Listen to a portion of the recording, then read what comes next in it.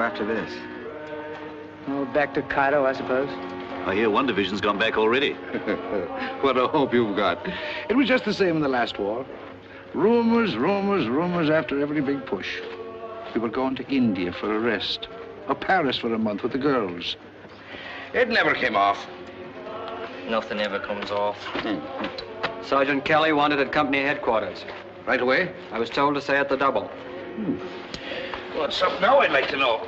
Haven't been misbehaving yourself, have you, Sergeant? Mind your tongue, Cassidy, my boy, and maybe you'll live to draw a pension.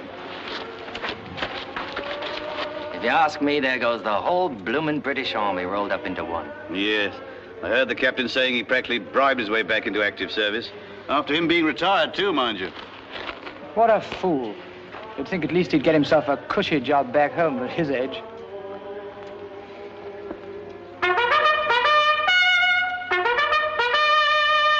It is, by heavens, it is! What a bit of luck. A night's rest and the mail up before we turn in. Letters from home. Good.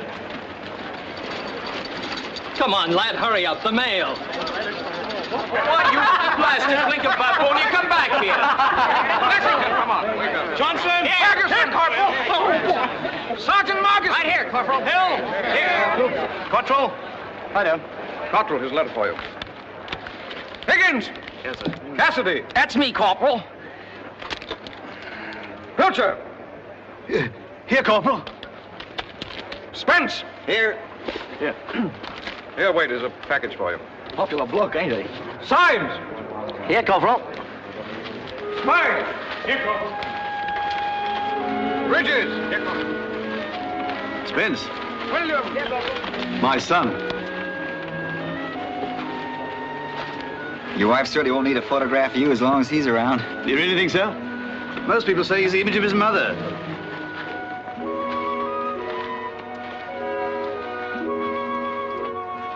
Our noble Canadian corporal. Always afraid someone will find out what he's thinking about. It's not that. It's just that he's different to us. More shy-like. Anyway, he minds his own bloody business. I like the bloke and I don't care who knows it. He does his job and no nonsense about it. Yes, as long as the sergeant's there to tell him what to do. Well, you'd hardly call him officer material, would you? Cassidy. My son. Oh, my. Ain't he a fine-looking chap?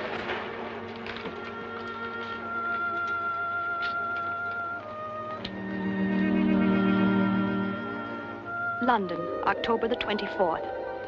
Dear Colin, your letters are so few and far between. Where are you? How are you? Are you well? Only last night, Tom Benedict and I were talking about you. He's a war correspondent now and is making quite a name for himself. We talked about the cocktail party you took me to in Chelsea before the war, just after his first book had had such a marvelous success. Remember? I expect a lot of celebrities will be here. Well, there'll be free food and drinks. What's Mr. Benedict like? Really like, I mean. Oh, rather like his book. Highly successful. Would you have wanted to write his book? I'd like to write even a seed catalog that sells 30,000 copies in 2 weeks.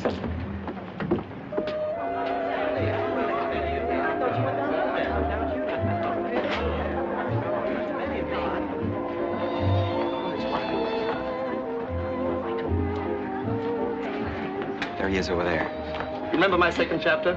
The Prime Minister invited me down to Chequers for the weekend to discuss the whole situation. Dickie Mountbatten was going along, of course, and... Colin Spence. Poked, huh? I've been meaning to ring you about lunch, old man, but I'm afraid they've had me rather hopping. Oh, this is Miss Lee, Mr. Benedict. How do you do? I'm delighted. You two know everybody, of course. Oh, by the way, that last article of yours was simply top hole, had real thought. I read snatches of it in the plane coming from Moscow. Cocktail? Thank you. You're, in films, aren't you? Oh, no, I'm a pianist. Why? Well, anyone so beautiful usually is. I expect Colin's told you we were both on the same newspaper in the old days. Oh, yes, he has. Good old Colin. I tell you, this lad has a head on his shoulders. He means for a provincial. I'm afraid he's a little bit too self-effacing for these times, though. You know, like the good old democracies. Nice, but a little bit too civilized for his own good, eh, Colin? I dare say you're right, though. I'd never have thought of it that way. By the way, you two aren't engaged or anything like that, are you? No, we're just very good friends. Oh, good gracious, I must run. I'm broadcasting to America in 45 minutes. It's rather a nuisance, but there it is. I say, what about you coming along to the broadcasting studio with me? But we just got here. I'd rather like somebody nearby on those occasions to signal me in case I start playing silly tricks or lose my nerve or don't get absorbed. But Colin... Oh, I can't depend upon him. He's far too lenient with me. But it's tremendously important with my book coming out in America. You won't mind, old man, will you? Oh, I suppose not. I won't keep her more than an hour. Now, there's a couple of ideas in this broadcast of mine that I'd like to talk over with you, you know, from a woman's point of view. The first thing is this now. Do you think it'd be a good idea?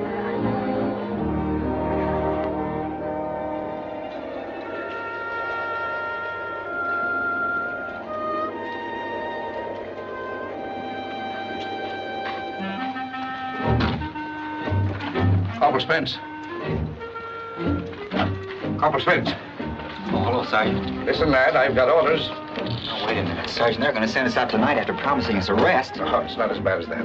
We'll provide a daylight patrol for tomorrow. Just to look about. Why, yes. Why doesn't the Air Force get the job? Air Force. I'm sick of hearing about it. You think the rest of us were just out here on a picnic? This war, like every other war, is going to be won by men on their feet with guns in their hands. And don't you forget it. But from a plane, they could see more in an hour than we could all day. Perhaps, but they miss a lot, too. They go too fast. Check your ammunition and warn your men tonight. Well, you're coming with us, aren't you? You bet I am. I don't suppose you've got any beer from the loving folks at home. No such luck, but I can bring along a tin of pineapples. Pineapple? That's about as useful to a man with a thirst like mine as silk stockings to a mermaid. Pineapple.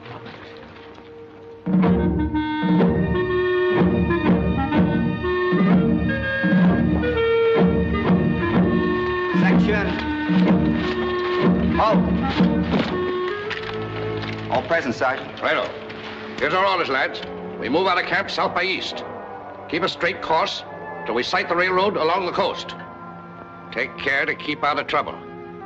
We're out to observe and report, not to fight unless... Where's your gaiters? I purposely left them off. They don't fit properly. Put them on. We may be going into action. If you're due to be killed properly dressed. From there, we hit a fresh course and go on 50 miles. Then halt, return to camp on a straight line across the desert. That's all. Cook's toy, that's what it sounds like to me. Aye, with special summer rates.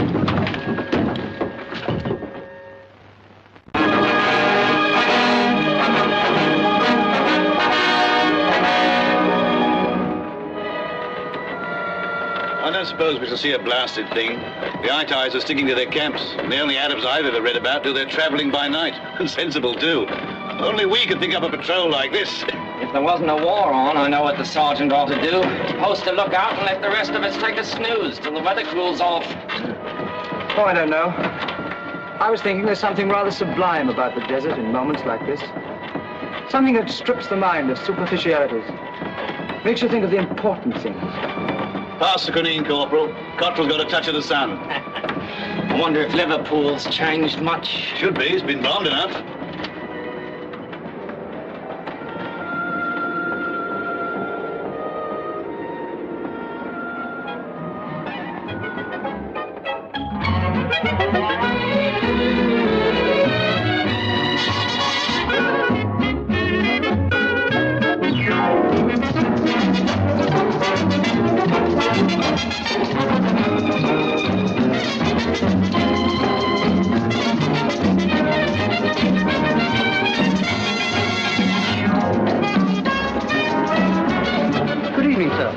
have a reservation? Yes, Colin Spence. I don't seem to have your name, sir. But I rang you up last Friday. I'm sorry, sir. I'm afraid there's been some mistake. How could there be a mistake? You promised me a good table for two. But can't you give us something? Very well, madam. Just wait, please.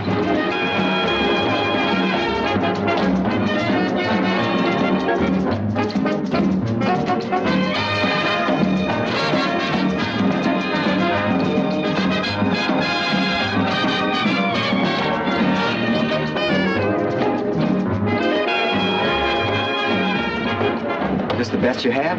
It's the only thing left, sir. But we shan't be able to see a thing. I'm sorry, madam. We're a bit crowded tonight.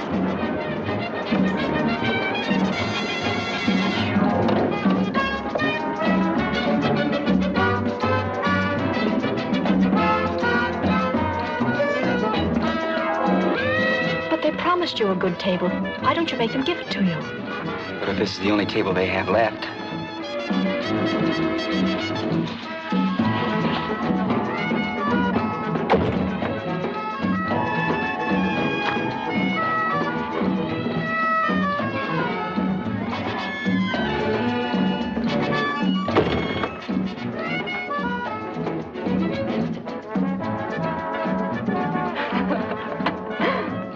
Well, what are you two doing hiding way back here? Hello. Hello? You won't be able to see a thing. I had reservations, but there was some mistake. Oh, nonsense. They don't make mistakes here. I hope you made a row. Oh, Colin doesn't like rows.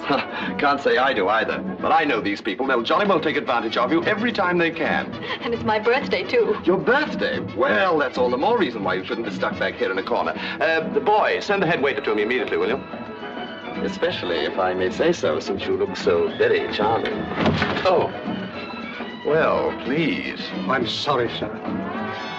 I say, look here, what do you mean by telling these friends of mine that you've no decent tables? But, Mr. Benedict, there really isn't any space left. Well, add 2 more chairs to my table. These are my guests. Very well, sir. Oh, we really couldn't think of it, Trudy. Oh, but you're not, old boy. Definitely not. In fact, you're saving me from a very dull evening with my publisher.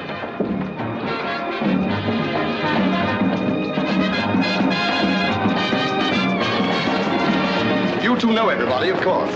Sit here, man, yeah? Sit there, old man. I don't want you to miss this show. It's really frightfully good. Certainly, sir.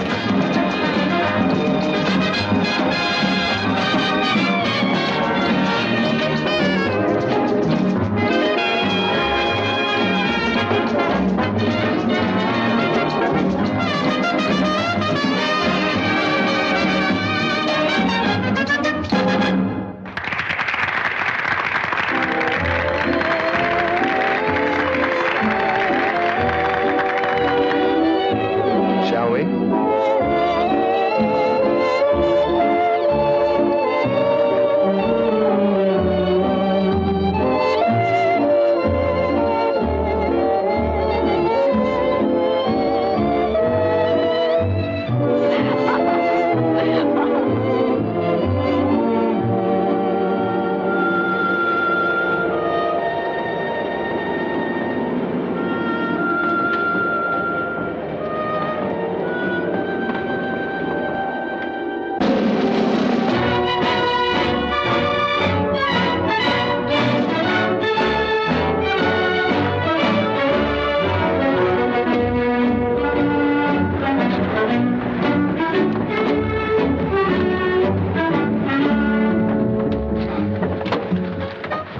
How far have we come since the last halt?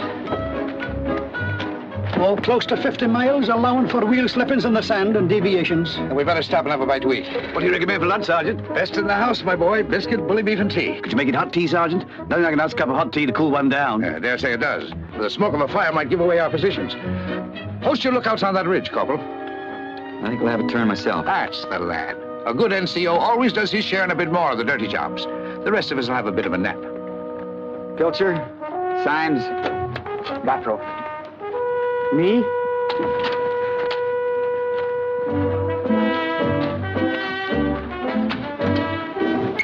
Give me a hand with this Lewis gun.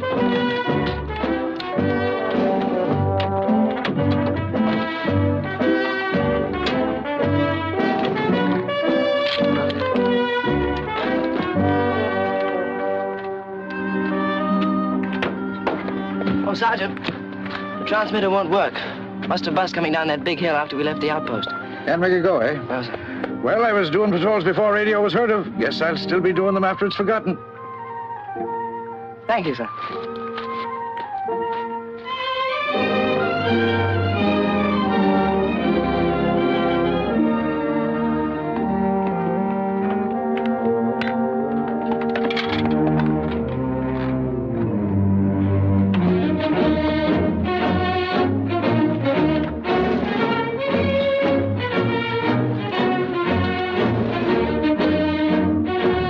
Sergeant Kelly!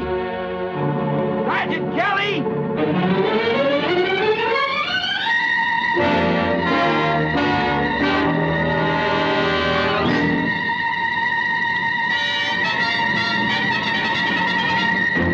Hop it, lads.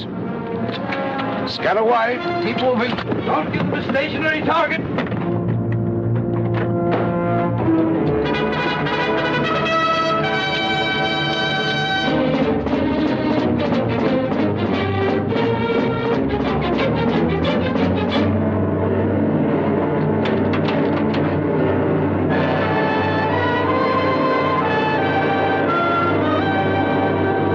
Here comes the sergeant.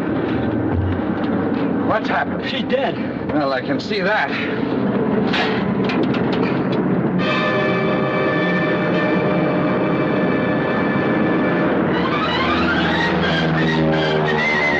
Try for the pilot, Pilcher. Right. Cutler, you go for the rear gunner. Right. It's the ities. Better leave it here, boys.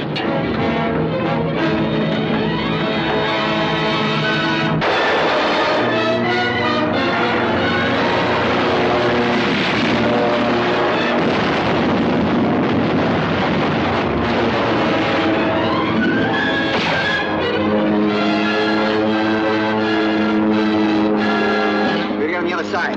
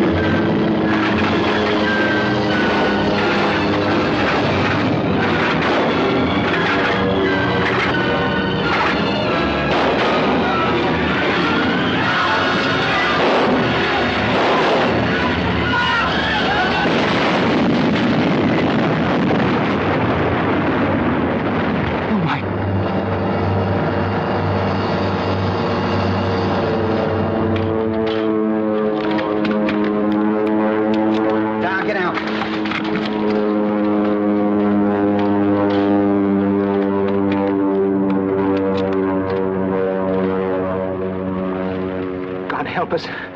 We're wiped out. We better get down there and see what we can do to help. What about them? I don't expect they'll be back, at least not till they reload.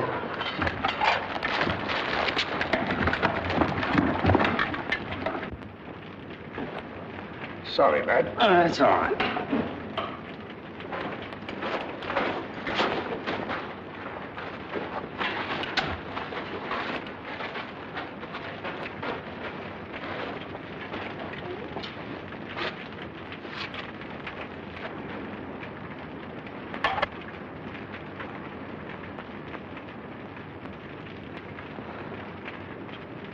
8 dead out of 14.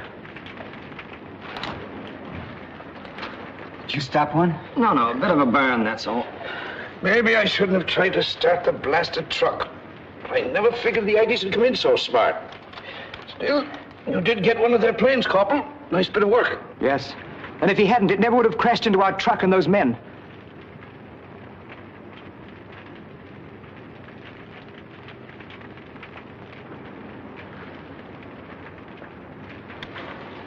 Won't do any good to look at that. I've gone over everything. All right, lad. Into the curry you go. There's a hole in the petrol tank. I stopped it up, but I don't know how much petrol we have left. Well, we'll keep going till it runs out. The old gun's finished, Sergeant. Finished? Oh, it must have been a bit of that bomb. Sheared away the ejector and lock and pin clean as a whistle. And all we've got left are the rifles. And the Lewis gun? By the hook, you're right, and I was going to give you a ticking off for taking it out of the truck without permission. We've only got 3 drums of ammunition. The rest were in the truck. But there's ammunition in here. A dozen Mills bombs. We still have the food that's on our backs. We'll get through. Well, lads, I expect we won't see home tonight. The sooner we clear out of here, the better. Those Itais will be coming back. And this time they'll mean business. Symes, you do the driving. Thought we'd bury those poor devils. Don't worry. They'll never miss it. Nasty kind of death. I'm glad I didn't find any of them alive. Maybe they'll turn out to be the lucky ones yet.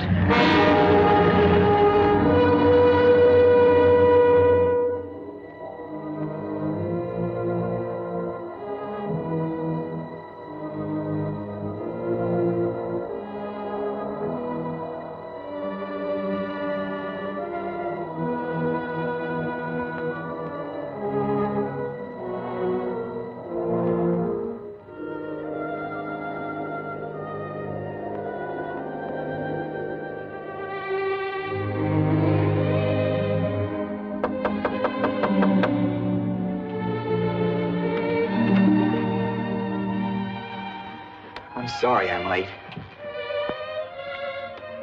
Good heavens, when did you do that? Today.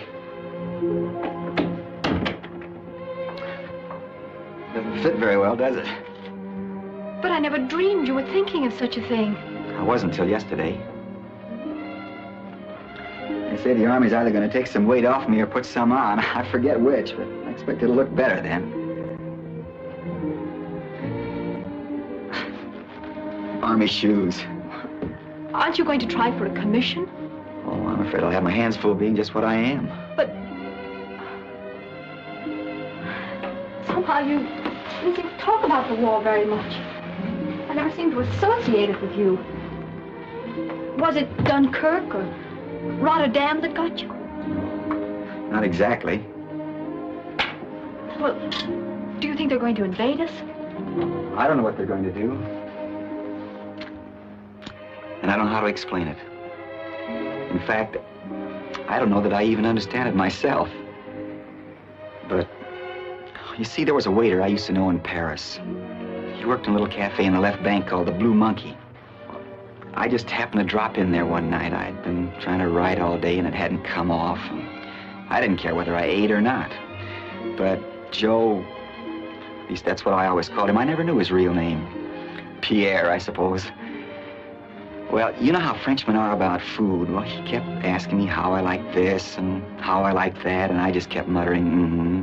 I wasn't paying any attention to what he said. My mind was 1,000 miles away, and suddenly he got so mad I thought he was going to throw me out of the place. You know how taxi men are in Paris when they don't think you've tipped them enough? Well, that's the way he behaved, only it wasn't the money. It just seems I was a poor, stupid idiot that didn't have sense enough to appreciate good cooking when I tasted it. This doesn't make any sense at all, does it? No, it doesn't. Go on. Well, the long and short of it was I apologized and explained why my mind wasn't on food. It wasn't long before I got him calmed down. After that, I got in the habit of dropping in there almost every day. I tell you, Joe was a real person. I used to tell him he was a poet, only he used cherry instead of rhymes. And French to the core. You know, liberty, equality, and fraternity. They really meant something to him. Although, of course, he didn't talk much about it, except in terms of soup and truffles. Well, I saw Joe yesterday. Here? In a newsreel.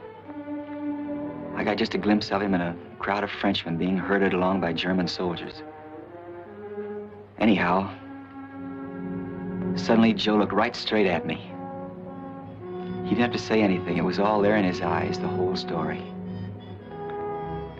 And somehow I couldn't get him out of my mind. And this morning I went back and looked at the film again. And suddenly I knew I just couldn't sit around any longer. If I did, I'd never be able to look a bowl of soup in the face again. I told you this didn't make any sense. It makes a great deal of sense, Colin.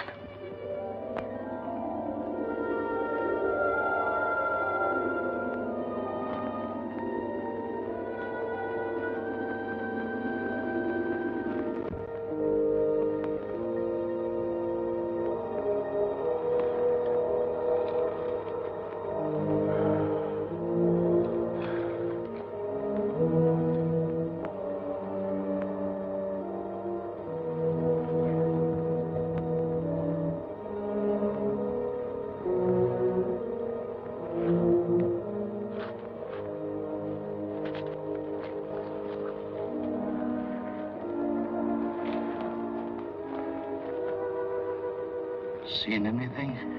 Nothing. Kinda gives you the creeps, don't it?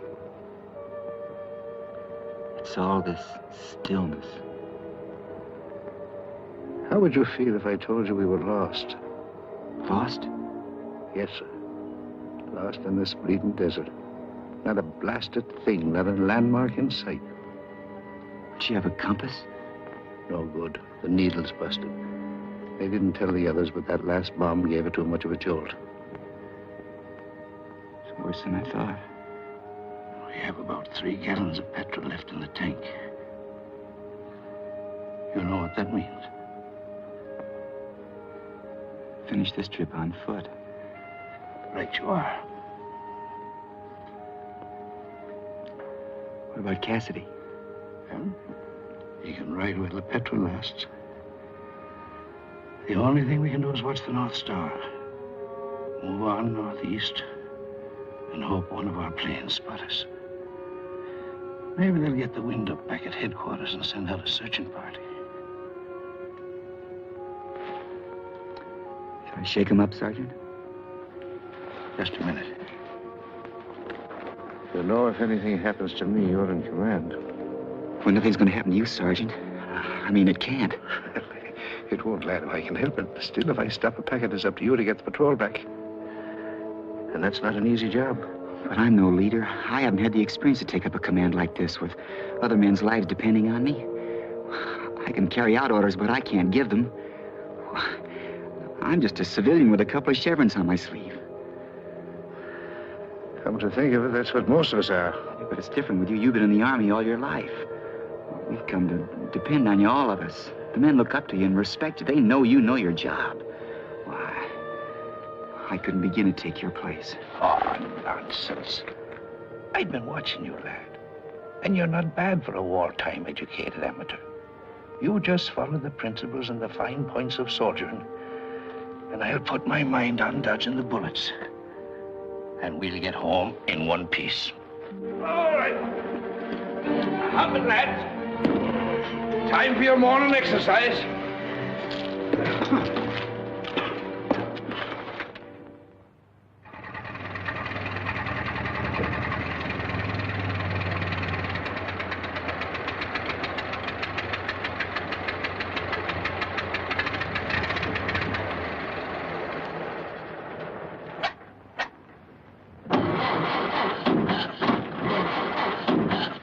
She's dried out, Sergeant. That's as far as she'll go. Well, as a mechanized army, looks as if we're finished. Nothing but a heap of old iron now. Should we smash it up a bit before the ITIs get hold of it, Sergeant? No. We'll take out the carburetor and the distributor. It isn't likely the ITIs will have any spare parts. We'll take them back with us. Maybe they'll send out a party and bring it in. How far we got to go, Sergeant? Well, it's hard to tell. Maybe 60 or maybe 80 miles. But never mind, lad. We can do it. Flying up. Where? Flying close to the ground.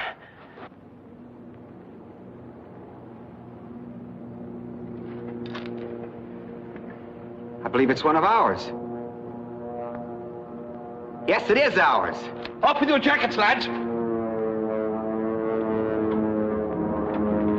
Wave away! He's probably only interested in getting home. He'll never even notice us. Hey! Anyone?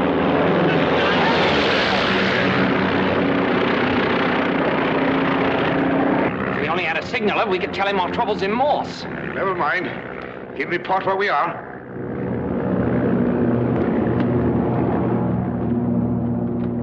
Proud of that little scratch, aren't you? Can't wait till you get home to show it off. See that you don't stop one in a worse place and have to lie on your belly to wave.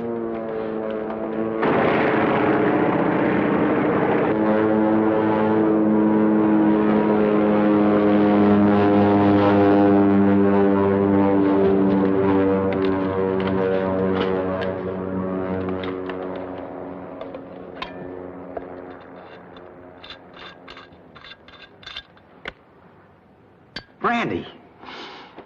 By Hawkey, that pilot's a gentleman.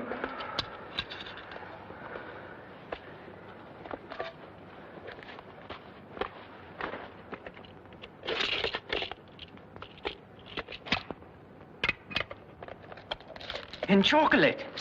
Chocolate only makes you thirsty. All right, you needn't have any. What's that?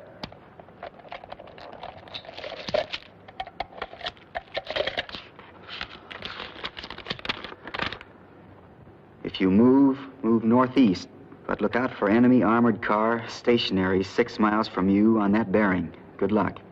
And I thought we had nothing to do but wait and be rescued. Well, there's no use crying over spilt milk. The only thing to do is to push on northeast the way the pilot suggests. After all, if a rescue party's coming, they look for us in that direction. Ignoring, I assume, the fact there's an armored car. No, but if we're lucky, we'll pass it in the dark. Unless, of course, we sneak up on it. And spring a little surprise of our own. There can't be more than 6 in the crew. Against 6 of us, what could be fairer? Perhaps if we give them a good shaking up, we could get away in the car ourselves. What did I tell you, Corporal? You have the making of a real soldier. Stick to the army, lad. And listen to me, of course. There's no telling where you'll end up. Well, that's it. Let's bury everything we don't need here, put a net over the carrier, and push on.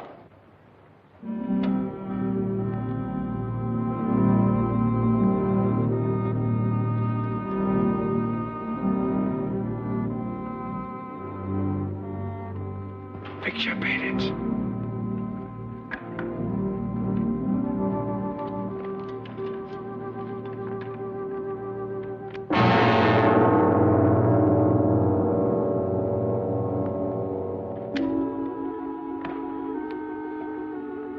This is it.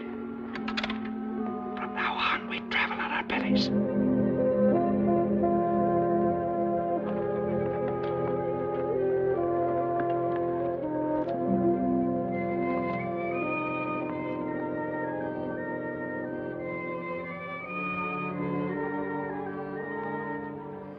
Just like us last night. Maybe. Our sentries wouldn't do that, Corporal. Look at the fools, just like high-ties. Well, it shows you what bad discipline means. Remember that. We could shoot them from here, couldn't we? In this light, at this distance, with a bit of luck, we'd hit one, the rest would be in that car in no time. We'd never have a chance. No. We've got to surprise them. We've got to crawl without a sound from anyone. Corporal, you and Cassidy go after the sentries. You'll have to belly flop. Yes, Sergeant. The rest of us will go behind that smaller hill and crawl up over the shoulder. Check your time. It's 11 o'clock. You'll be in position before we will. So wait till you hear a shout or a shot, then lay them out. What if they spot us first? Open fire. Wherever we are, we'll go in and shoot them up. You understand that, lads? Good luck.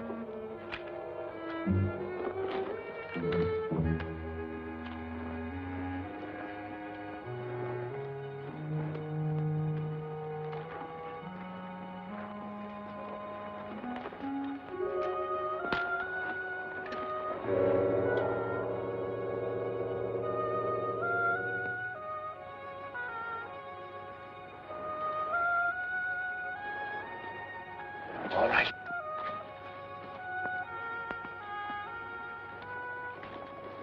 You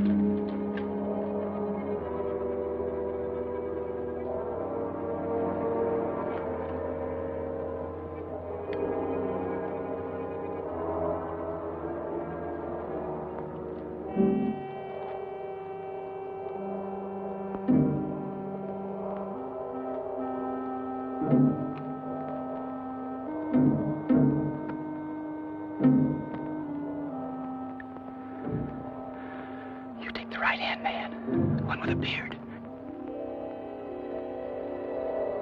That's a stunning head. It'd look nice mounted.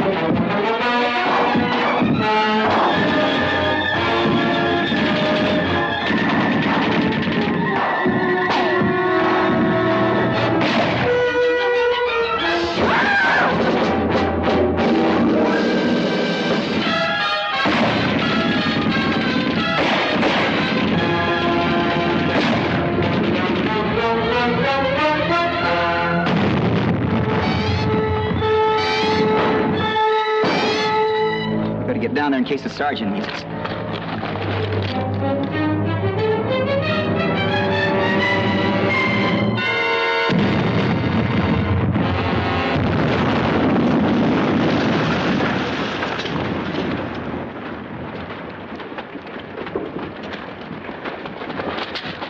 What happened? Symes had his safety catch off. He slipped and let off a round. We still had a long way to go, so we made a dash for it.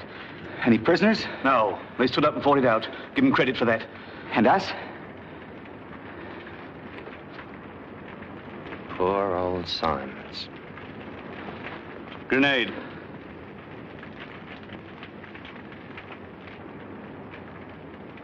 Where's the sergeant?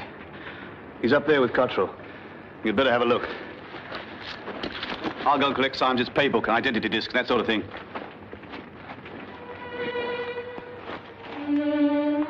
Where'd you get it, Sergeant? Groin. Get those sentries? Both of them. You'll be in command from now on, Corporal. And you're in a tight corner. No sense denying that. Don't forget what I taught you. Drive them hard. Watch the water. By the way, how much of it have you got left? Less than a bottle between us. Now remember this. When they think they're done in, there's still a little bit of strength left in them somewhere. You better clear out of this. That fire can be seen for miles. Well, you can't move now. And you'll have to go on without me. Leave me. Well, the devil we will. Corporal Spence, I'm still in command of this patrol. And I'm giving an order. Sorry, Sergeant, but we couldn't do that. It's insubordinate.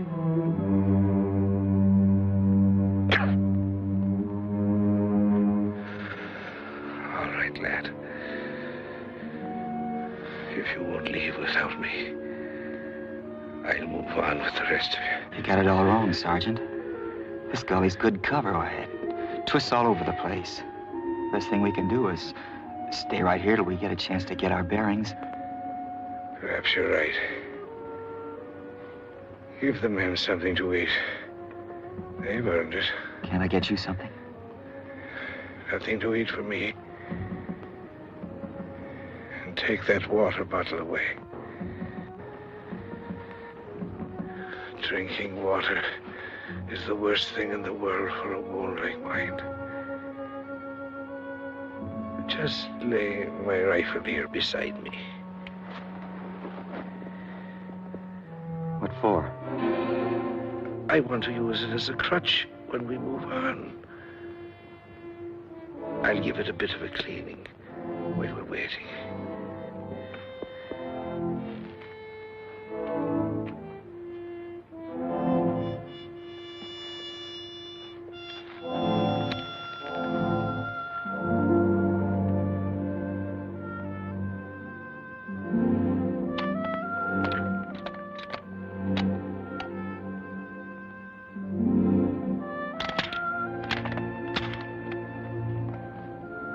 What's all that for, Corporal? Short of ammunition? No.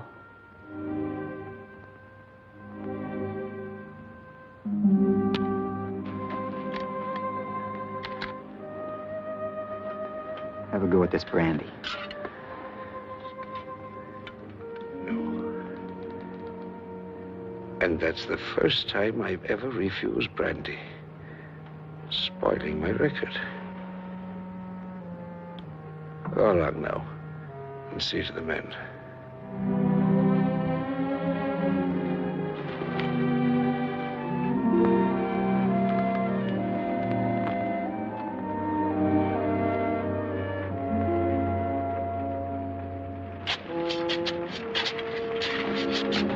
How is he? Pretty bad. I'm afraid he can't move. Maybe we could find something to make a stretcher with. It's hard work carrying a man on a stretcher. I had to go at it once at the I'd posted to Brook. Thought it'd be cushy, but was I glad to get off. Couldn't help overhearing what you chaps just said about the sergeant. I'd like to give you my opinion. Of course, go ahead. Well, this is war. As we all know, war is cruel. At a time like this, we can't afford to think of the individual, but rather of the good of a greater number. In other words, it's a question of the survival of the fittest, and I think... Wait a minute. What are you getting at? Well, I know it sounds rather beastly, suggesting we leave a wounded man behind, but surely under the circumstances, isn't it the wisest thing to do? If we go on alone, we can move fast. We may even run into one of our own posts or patrols. Then we can send back for it. One more word out of you and I'll bash your head in.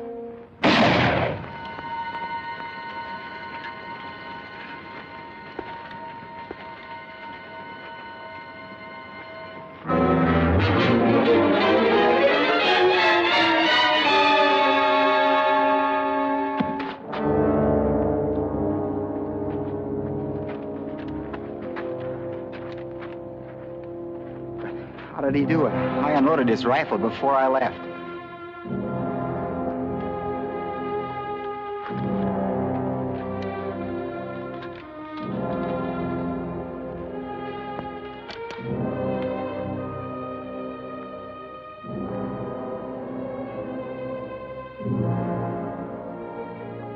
Corporal Spence, I always carry a spare clip in my pocket.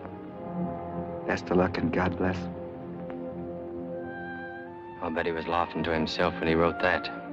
He always liked to pull a fast one. That's why he wouldn't eat or drink. He was saving it for us. He was a real old soldier. Not many like him left. A bit rough and hard-bitten, but by Okie, he died like a gentleman. We'll miss him. We better bury him next to signs and clear out of here.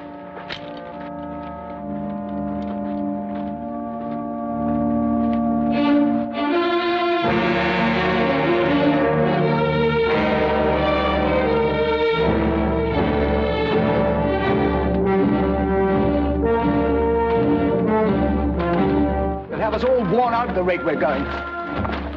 Better than being captured or dying of thirst. Well, this gun's getting heavy. Why don't we stop and rest? Because we're going to finish this trek as quickly as we can, all four of us. Even if it kills us, understand? Good heavens, Corporal.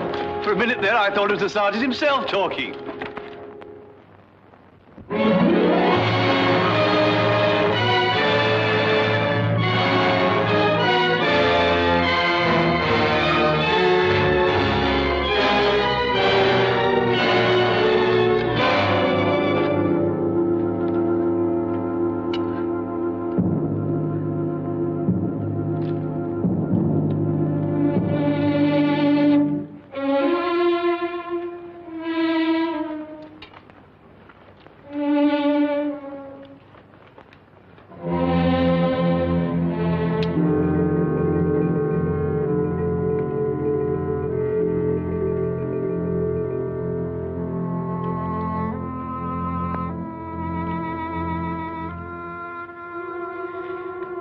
Is this the last, Corporal? Yes.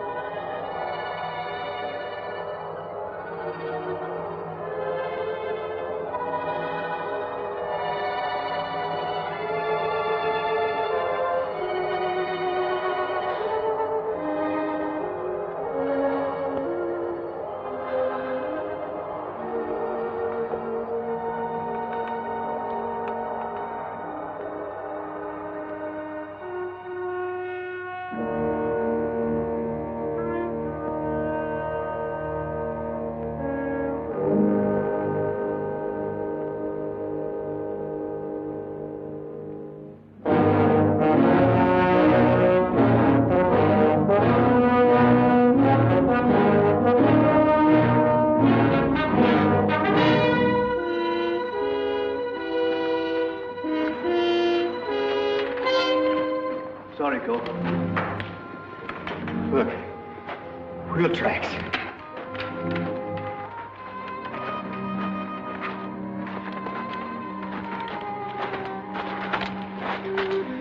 Means we're getting nearer home. Nearer the eye ties, more likely. I don't suppose any of our lorries have been here lately. If they're eye ties, we can give ourselves up. That's better than dying here. Give ourselves up. Oh, I didn't know I had that much strength left. I could crime her for that, you know. Sorry, Corporal. Did I ought to have asked your permission first? I've been wanting to do that for a long time. Give ourselves up. You won't crime Cassidy, will you, Corporal? No, I didn't see it. Cottrell, if you make a song or dance when we go back, I didn't see it, understand? But I don't want to rouse and arguments among ourselves. We can't afford it.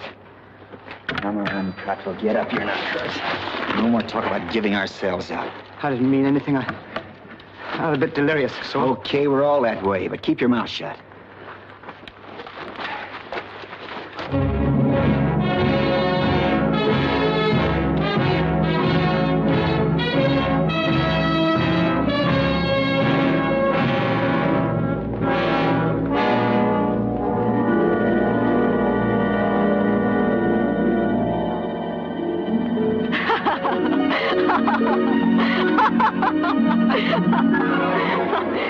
I'll race you to the raft.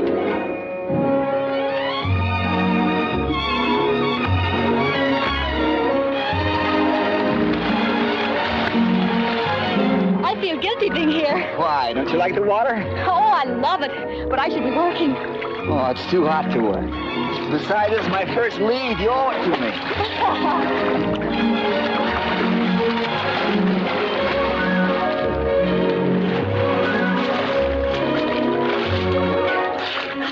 I've broken engagement to be with you, I'd have you know. Tom?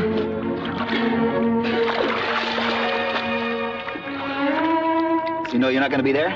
Oh, I left him a note. Do you like Tom? Well, I don't know. I never really thought about it. Do you? Oh, he's rather clever and amusing. I should think he'd be very attractive to women. Oh, he is, to a lot of women. So, what's the word dynamic? Oh, he's aggressive, yes. Sometimes a bit too much so. But he seems to know what he wants out of life and how to get it. You know, it's very funny. When I'm with you, we always seem to be talking about Tom, and when I'm with Tom, we always seem to be talking about you. That's because we're jealous of each other. Oh. rivers in Canada are much larger than this. Trees everywhere and hills. You'd like them. I'm sure I would. Have you ever thought of going to Canada to live, I mean? No, not exactly. It's really wonderful. That is, if you want to do something like write or study music. By the way, how is your novel coming along? I'm afraid it's like a horse race, just false starts. Do you find it more difficult to put women in your books or men? Oh, I don't know. When I write about a woman, a principal character, I don't think of her as very different from a man. I don't try to give her a different psychology. I just imagine how I'd behave if I were a woman, under different circumstances, of course, with her own opinions and with as distinctive personalities I can give her. Oh, I see. Of course, it may be a pretty rotten formula, really. Oh, it's not a rotten formula at all. It ought to make some very good books for you. But I don't think it'll take you very far in real life. You don't? Unfortunately, women aren't just like men. They don't talk like men. They don't behave like men. For instance, when a woman's in love, she's helpless to do anything about it until the man opens his heart first. Oh, of course she can scheme and contrive to make him declare himself, but the initiative is really with him. That's just one point. I guess it makes a great deal of difference. Or do you think so? Maybe that's what's been wrong.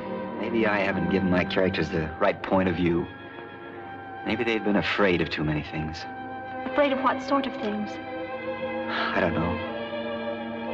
Did you ever know anybody who didn't like to open a telegram or look at a bill from a tailor or wouldn't ask a girl to dance because probably she'd already promised to dance? Or walks up and down in front of a house trying to make up his mind to ring the bell, or just won't take a good, healthy slice and bite of life because it mightn't taste good? Well, if you have, you've got a pretty good idea of the kind of book I'd write. Shall we swim again?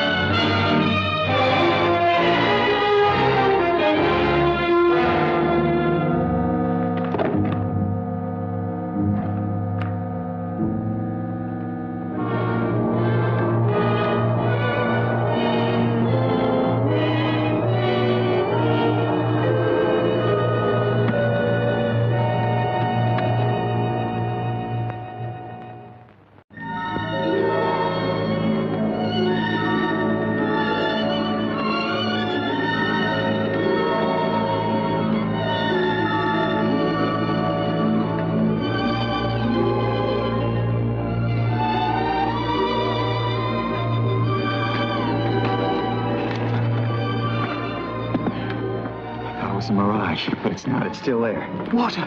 We're saved. Stay down. Suppose it's occupied. But there's water there. We've got to have water. I don't see anybody moving. No trenches or pillboxes. It doesn't prove anything. We've got to be sure. But it's too hot to stay here. We'll go mad in this heat. The sun will be down in a couple of hours. We can wait. You can say that because it doesn't affect you. Nothing affects you. You're not capable of thinking what this means. My mind may not be the sensitive mechanism yours is, Mr. Cottrell. But I can get just as thirsty as you can and just as hot, too. And I still say we can stick it if the corporal says so. A sort of gully over there with some shade in it. No need to roast ourselves. Come along. Keep down, all of you. The idea is we go call for a drink as soon as it's dark, eh, Corporal? Thinks the place a blasted pub, doesn't he? Oh, wish to heaven it was. Do you suppose there's any dates on those palms? Proper chance. It's spring, you fool. Spring? If this is spring, what'll summer be like?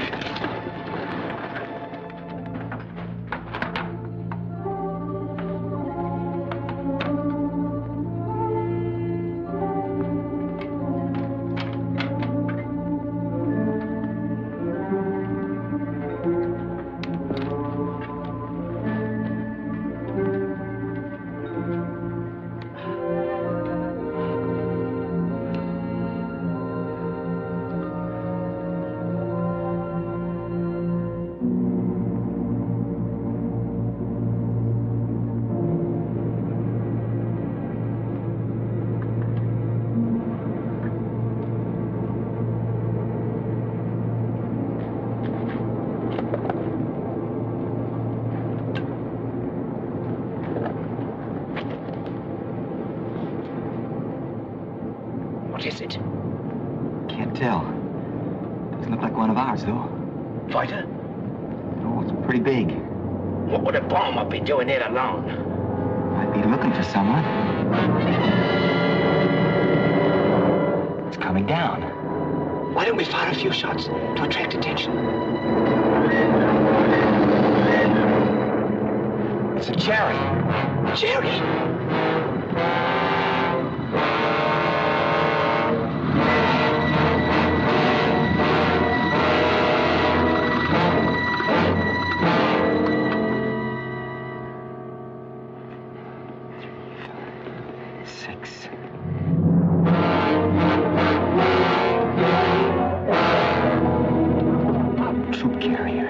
Junker's a big one, too.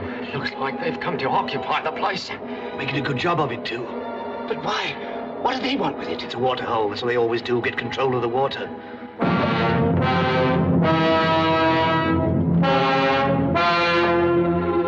I tell you, we're finished. We'll all die of thirst. And for what? This desert? I told you it was insane. We're not as bad off as all that. There's still a tin of pineapple and a bag of grenades there. Pineapple? You swine! You filthy swine! Keeping it back while we're all dying of thirst. Watch your front. You're on guard.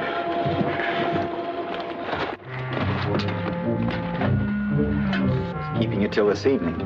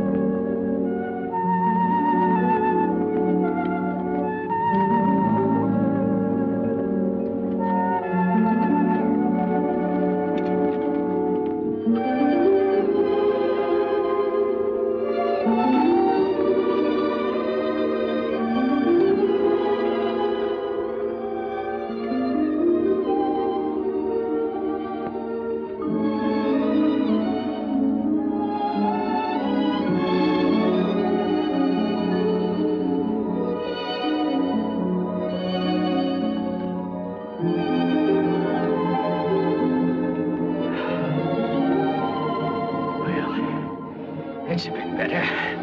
I think I carried those bombs for all those miles, never thought of looking inside. You carried him too, Corporal, till the corporal relieved you.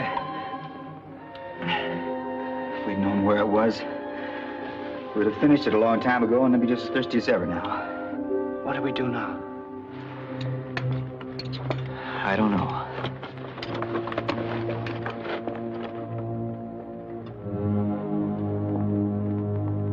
Got an idea, but I want a little time to think it over.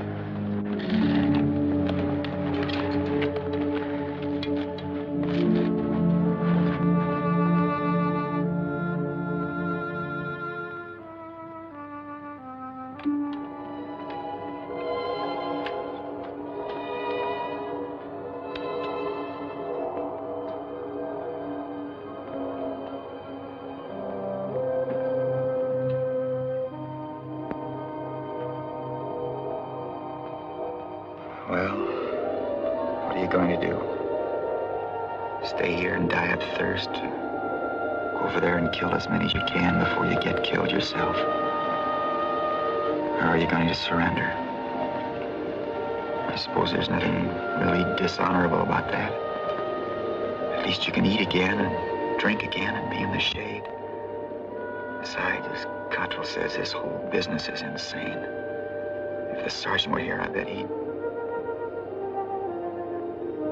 The sergeant. After all, he said it was my job to get this patrol back safely. Just a question of how. Maybe if I think of him long enough and hard enough, I can figure out the answer. Think of Kelly. Think of Kelly.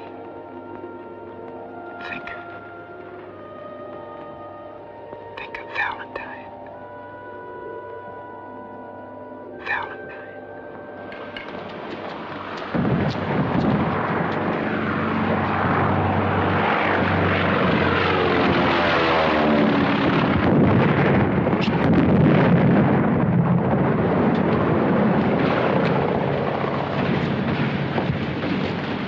Well, it looks as if this is really goodbye. Yes, I expect so. It's going to seem strange not to be able to see you or talk to you. Oh, there's nothing to prevent our riding, is there? No, of course not. Hurry it up, lad. You won't go out till it's all clear. No, I'll wait here. Oh, Tom Benedict rang me up today to say he'd meet us here. He'd be very disappointed if he doesn't get here to say goodbye. Yes, it'll be too bad, won't it? You've been seeing a lot of Tom lately, haven't you? Oh, yes, quite a lot. I should think it'd be very exciting being married to a man like him who's always in the thick of things. Oh, yes, I expect so. Colin. Val. Hello there. Those confounded Jerry's almost prevented my getting here. Look, if you don't like these, you can always chuck them overboard. Thanks. Well, I guess I'd better be going. Bye, Tom. Goodbye, old man. If you don't mind my saying so, I think you're a bit of an ass going off to war as a private when you might just as well have had a commission. Well, I prefer it that way. Oh, there's nothing to be ashamed of. Lots of chaps feel the same way. I expect really it's the only comfortable and honorable way to get through this war. Take orders and do your job. Oh, goodbye.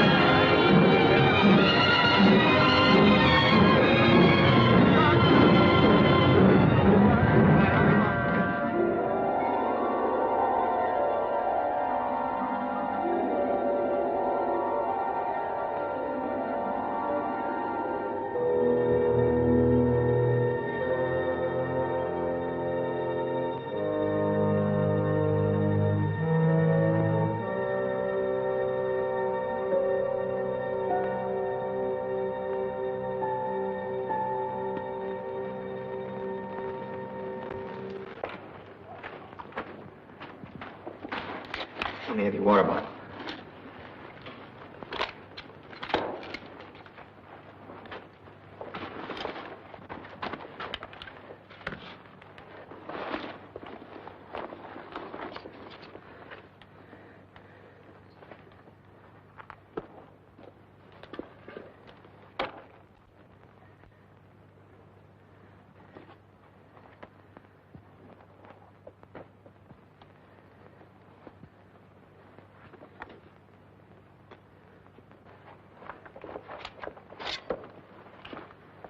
What you gonna do? Go down there and reconnoiter. I'll come with you. No, one has a better chance. Look here, Corporal. You don't have to go. We still got a drop of brandy left. We can do without water. And don't be disappointed if I bring these back empty. We want a password and a countersign when I come back. How about Sergeant Kelly? Password Sergeant, countersign Kelly.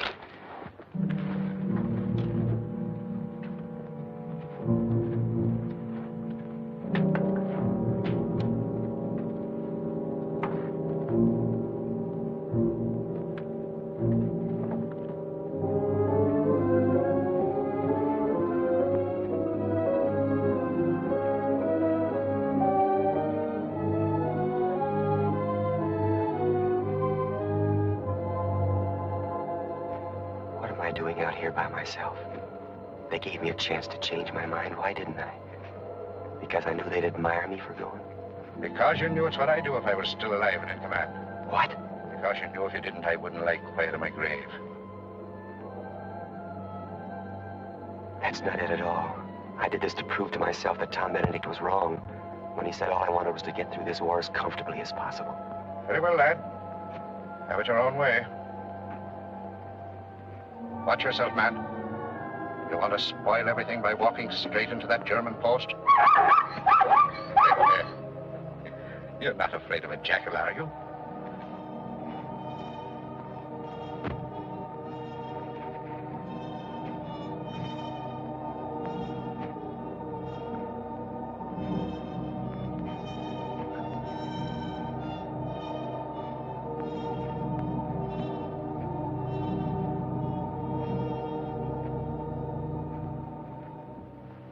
This is crazy. Maybe you ought to slip back now while there's still time. I can always say the oasis is too well guarded. I've got to get out of here. Oh, don't get excited. Of course you're scared. Never knew a soldier yet that wasn't scared at a time like this.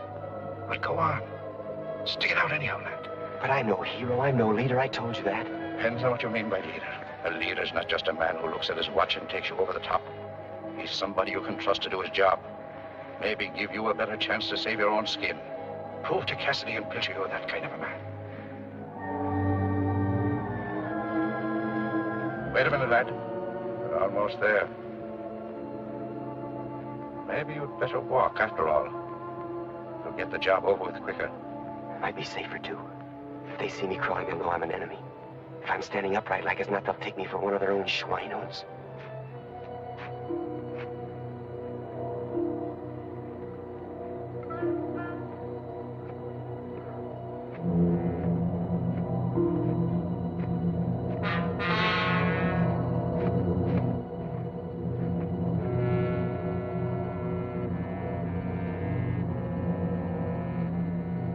Ammunition.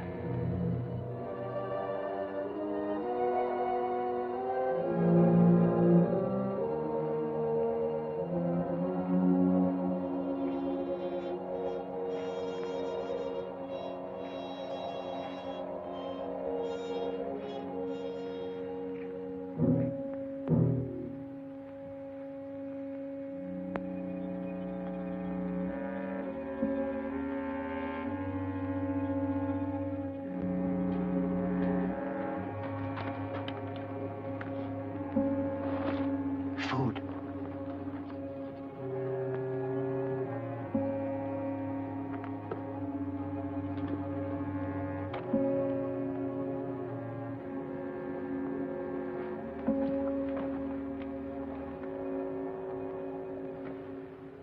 Now water. Must be a well somewhere. Where the devil is it?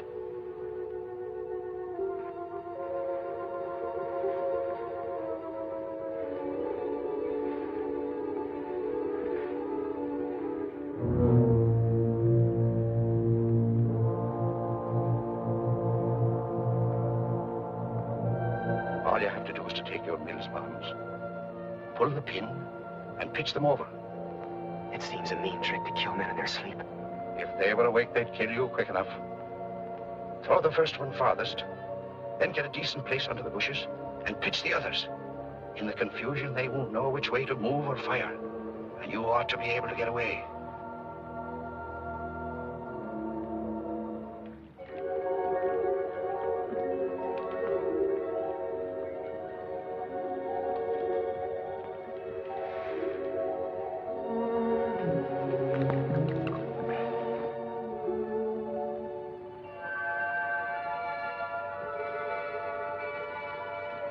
I'd better fill the water bottles first.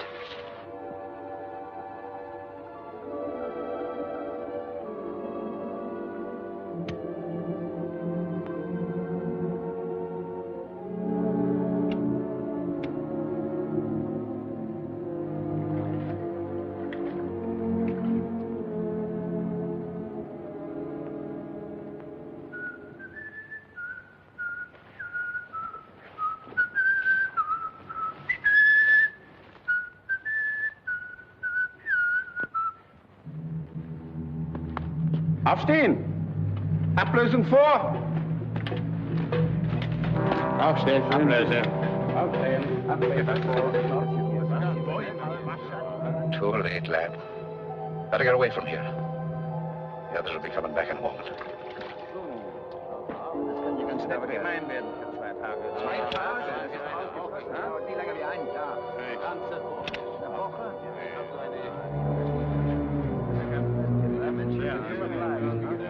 Sag mal, hast du eine Zigarette? Leider bin ich kein Raucher.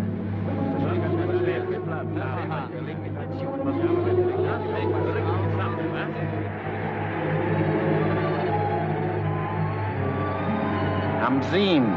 Ja, schaut so aus. Hamzy. That's Arabic. I know. They think there's a sandstorm coming.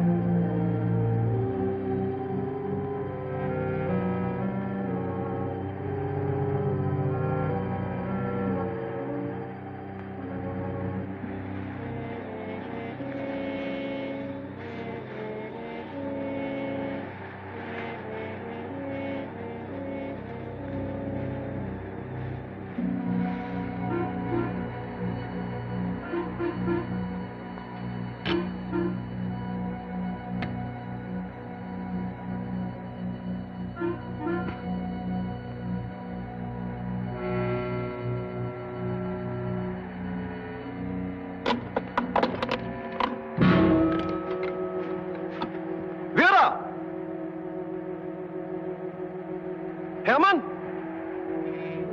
Ja?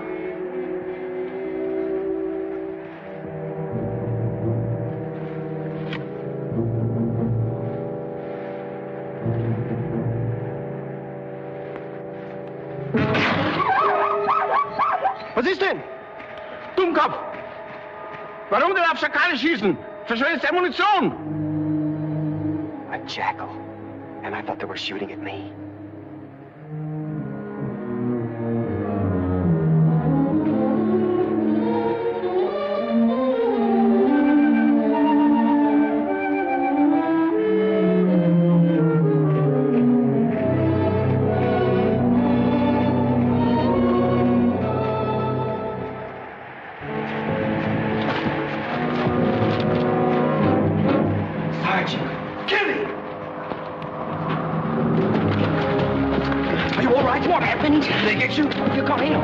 Water.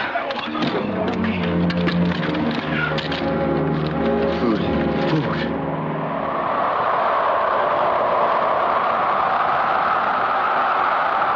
As I see it, there are only three things we can do. Stay here, which is no good because our food and water aren't going to last forever. Take advantage of this sandstorm to bypass them, hoping to run into one of our own patrols, which isn't likely. Or we can do what we came out to Libya to do. Fight. Fight? Yes, attack them head on. They don't know we're here. In this storm, if we can create enough confusion, we've got an even chance. But my dear fellow, what's the use of that? What possible influence could our attacking one junker load of Germans have on the progress of this campaign? Probably none at all, I don't know. It seems to me that if every one of us starts fighting, no matter where we are or how unimportant it seems at the time, the cumulative effect might be just what it's going to take to win this war. Well? I don't think there's any choice. We're soldiers and they're the enemy. Cassidy? Anything you say, Corporal. Are you? Naturally, I'm with the other. All right, let's go.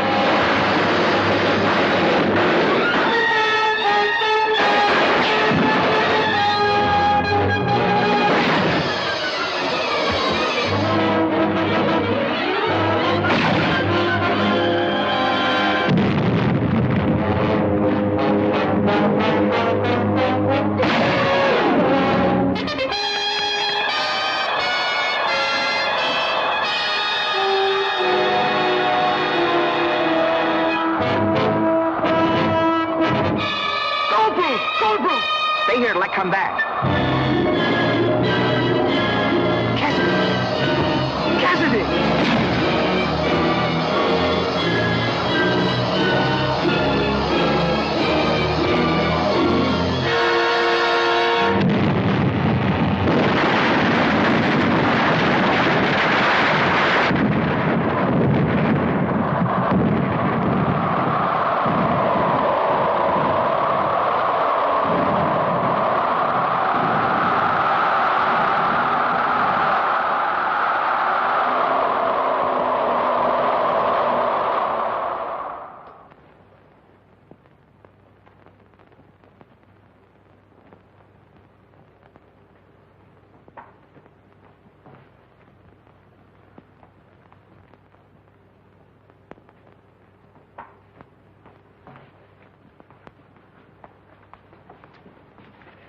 I remember that tree. It's a jacaranda. Lots of them in Cairo. This is Cairo. How do you feel now? Much better, thanks. That's good. I'll take a temperature.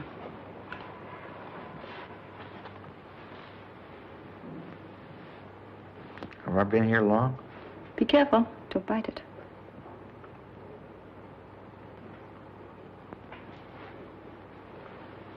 What's it say? Why? Aren't you inquisitive? I bet I'm not much above normal now. You're doing very nicely.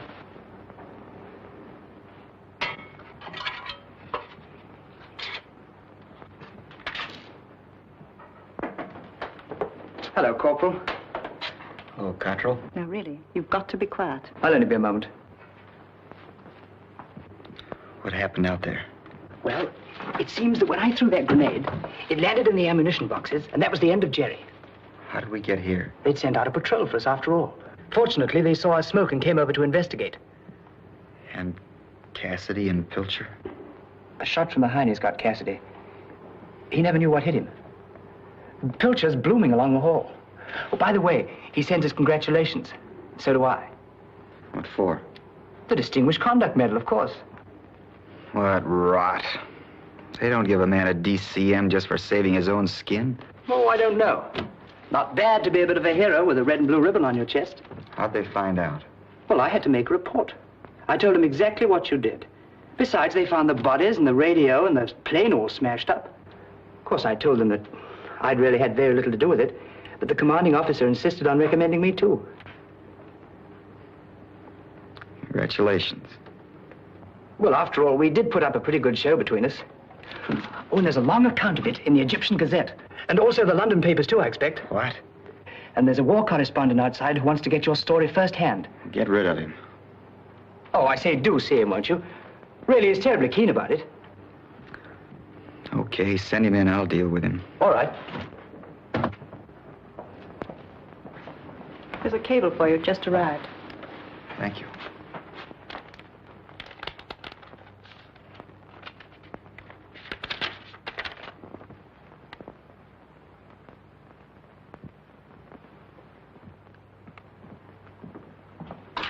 Right in here, sir. Thanks, old man.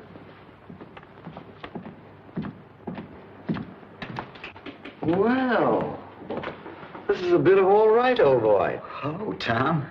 How'd you feel? All right. Well, well. You're a hero. I could hardly believe it. I was in Alexandria when the report came through mentioning your name, and I came right over. Look, you want my story, don't you? Rather. Then you do something for me first. I want to send a cable. Okay. It's to Valentine. You know her address? Yes. Say, thanks. I want to marry you. We'll send an engagement ring. Love, Colin. Oh, what is this, some kind of a joke? I don't expect she'll think so. Well, I'm afraid it's against regulations for me to send this, but an orderly will take it, or a nurse. No, it might wait about for days. That won't do. You're a correspondent. You've got priorities. Send it your paper if you want to. Tell them to forward it. Well, I'm afraid you don't know what the censors here are like. I don't care either. They want to turn me into a tin pot hero. I'm going to cash in on it. You see, I'm no longer the fellow you knew in London as Colin Spence. I'm another man altogether. And a very good one. I had to come all the way out here to meet a tough sergeant named Kelly who was born in a slum and educated in an army camp before I was fit for a woman like Valentine. He's dead now. But he taught me one thing. If I want Valentine or anything else worthwhile in life, I gotta fight for it. That's not a bad thing for a man to find out, is it, Benedict? Or for a nation either, for that matter, to fight. You're delirious. Never mind what I am. Go get that cable off. I'll murder you if you don't. I've killed men, you know. Men that'd make a meal of you. You think I'm joking. But you're not quite sure, are you? I'll remove that doubt. I'm not.